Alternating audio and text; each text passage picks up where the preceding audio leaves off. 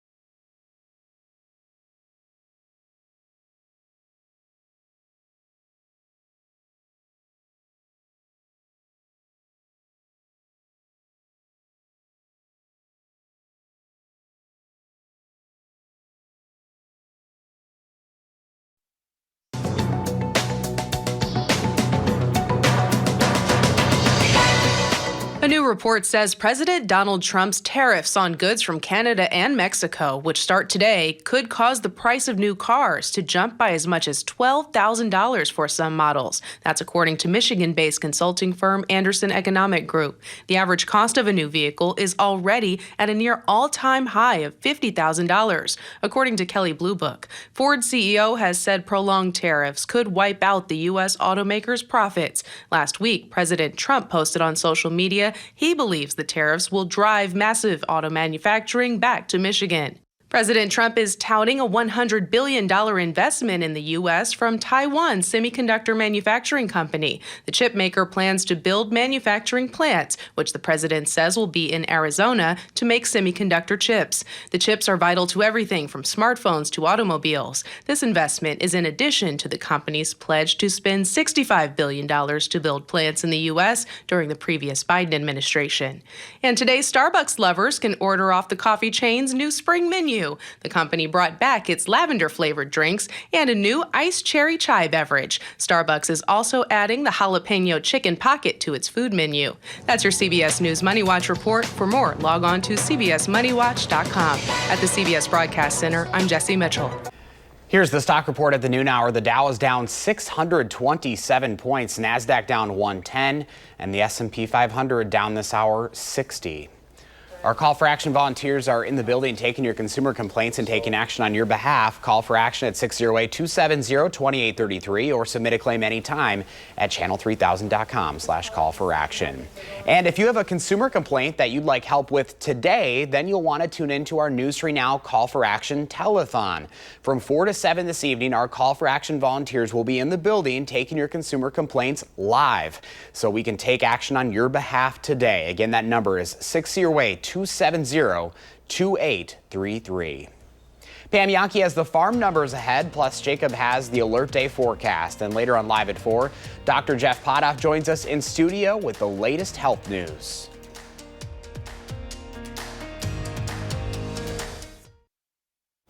Welcome back. Let's check in now with Pam Yankee from the Midwest Farm Report. Hi, Pam. Hi, Josh. Well, as everybody can imagine, since 12:01 this morning, it's been all about tariffs, and that includes the agricultural community just taking a look at what we know for sure right now. So China has already turned its attention on agriculture as far as retaliatory measures. As of March 10th, 15% tariff going against U.S. chicken, wheat, corn, and cotton. Another 10% tariff against soybeans, pork, sorghum, dairy, beef, fruits and vegetables. So that's what's going on as far as our agribusiness news is concerned today. Total, about 15% of all U.S. exports going to China are going to be involved in a tariff. That's as of March 10th. So the markets are kind of paying attention to that today. I mentioned before that the weather, the way it's been treating us, our Wisconsin maple syrup producers are out and about. Believe it or not, they're even influenced by the tariff. Jim Adamski, who has got Adamski's Sugar Bush way up in Anago, said that they started tapping trees this week. He said what you may not realize is the price that Wisconsin maple syrup producers charge is based on the price in Quebec, Canada. He said when they set their price, they take into account the strength of the dollar in the United States, the strength of the dollar in Canada, and that is basically what dictates the price that Wisconsin maple syrup producers generally are going to receive. He said right now, things look very good as far as the maple syrup run is concerned, but he said, keep in mind, it's all about the weather. So if, for example, we start seeing daytime highs that exceed about 60 degrees and we're not getting those temperatures back down to freezing overnight, it could be a brief maple syrup season for a lot of folks like Jim Adamski. So, and as I always say, please make sure if you're buying maple syrup, look for the Wisconsin maple syrup. China sending a lot of maple syrup into the United States, and we want to make sure you're supporting our Wisconsin farmers. And we knew it was coming. Barrel cheese today down 5 1/4, Josh, at 173. 40-pound block cheese trying to hang on to whatever international market we can, down 11.5 at 160.5. Double A butter down 9.5 at 225 a pound. So that's the initial aftershock of the announcement that came into effect at 12:01 this morning. Oh, I wish we had some better news to talk about, Pam. Such a rocky day. Let's just hope it's short. Yeah, I know. Let's hope for that. Short. All right. Well, hopefully you got that umbrella and those galoshes ready for that rain this afternoon because we got a lot on the way. Holy smoke. Yeah, I heard that. All right. We'll see you tomorrow. Heavy rain and winds are on the way. As we mentioned, meteorologist Jacob Montesano has the latest storm track. Jacob, what are we looking at? Well, we're looking at plenty of rainfall and some snow. We're not going to see a ton of snowfall, but we are likely going to see falling snow at some point. Looking at the three things you need to know, rain will begin later this afternoon, the consistent rainfall lasting through tonight. Most of Wednesday we'll see some scattered snow showers, and it also will be windy by the time we get to Wednesday afternoon. And obviously, because of all this, we have the alert day in the forecast. All of southern Wisconsin will be dealing with this alert day kind of beginning pretty soon, so it will last through Wednesday. Again, it'll sort of begin later in the afternoon, but once the rain moves in, that's when it really begins. Now, like I mentioned, we are going to see some snow, especially for northern and further northwestern counties, and there is a winter weather advisory in effect for Juneau and Adams County. This is from midnight tonight to 6 p.m. Wednesday evening, but again, most of our area should see snow. Also want to point out there's a wind advisory for northern Illinois, but not our area, but we may see some advisories or watches as the system progresses. So looking at the forecast, again, consistent rainfall will move in about 2 to 3 hours, and then we are going to see a few breaks in the rainfall, but overall we're just going to see a lot of rain in general throughout the evening and into the overnight hours. Now, once we get closer to midnight, more so closer to sunrise Wednesday, looking off to the north and west, some of that rain will be transitioning into snowfall for northern and western counties, and by the time we get to the morning after sunrise, Madison will still be seeing some rain, if any precipitation. It does look like it might dry out for a bit before that snow continues to move further south and east. And by the afternoon, almost all the precipitation will be snow, but it also will begin to break up a little bit during the afternoon hours, and then it will continue breaking up throughout the evening, mostly dry by around 8 to 9 p.m. tomorrow, and then will certainly be dry, and the clouds will also clear out by the time we get to Thursday morning. So taking a look at the snowfall accumulation forecast, only about an inch for Madison, about 1 to 2 for southwestern Wisconsin. Could see up to 1 to 3, maybe 4 to 6 for far northern counties, those of you in Juneau and Adams County. A little bit more north of our area in general. And again, the further southeast you're located, the less snowfall you will see, but still expect to see some snow at some point. Now, snowfall aside, we're going to see plenty of rainfall, up to an inch probably for much of the area. Could see a little bit more further north and west where the heaviest rain does look to occur. But in general, everyone going to get some much needed moisture as we are still under a drought. And on top of all that, we'll also see breezy weather. We could see gusts up around 30 miles per hour this evening. But as the system moves through, it actually will calm down briefly Wednesday morning. But by Wednesday afternoon, that's when the winds will be the strongest. Gusts could be up to around 40 to 45 miles per hour, maybe even flirting with 50 miles per hour for some locations. And that will continue through the evening, with the winds getting better by Thursday morning and continuing to get better throughout the day on Thursday. Now, the good news is that we are looking relatively quiet after Wednesday, with a chance of some rain and snow, mostly snow though for Friday. However, that system looks significantly smaller than the system we've been talking about. And the other good news is take a look at next week. We could be seeing a few days in the 60s. We may even have a few areas flirting with 70s. So after the system moves through, there is pretty nice weather in the forecast, although still going to be near average to end this week. I'm sure many people are looking forward to next week's forecast. It's a nice little bright spot, isn't it? I think we deserve it. Yeah, we haven't hit 60 so far this year, and looks very likely right now that we could hit 60, maybe even some 70s out there. Wow. All right, Jacob, thank you. Up next, Howard has the perfect recipe for Fat Tuesday. We're whipping up a New Orleans favorite just in time for Mardi Gras. Keep your shirt on. I'll be back to show you in a minute. Just in case you haven't looked at your calendar, today is Fat Tuesday. For many, that means we can eat anything and everything, because all that changes tomorrow since it's Ash Wednesday. So what do you say we indulge ourselves with a Mardi Gras and New Orleans classic that is party perfect? If you guessed we're making beignets, you're right. We start with a 1-pound loaf of frozen bread dough that we've thawed. To that, we knead in a bit of powdered sugar and roll it out on a cutting board. Now, we cut this into 2-inch squares and gently drop them in a deep skillet that has about an inch or so of shortening that we've heated up. Once they're browned on one side, we'll flip them over, and in seconds, they're done. All that's left to do is shake on some powdered sugar, maybe put on a pot of chicory coffee, like they drink in New Orleans, and let the party begin. So don't dilly-dally. Go online now, as our recipe for Mardi Gras beignets is waiting for you. I'm Howard with Kelly in the Mr. Food Test Kitchen, where today we found a fun and festive way for you to say, ooh, it's so good. Thanks for joining us today at noon. We'll have more Alert Day coverage for you live at 4, 5, and 6. Have a great day.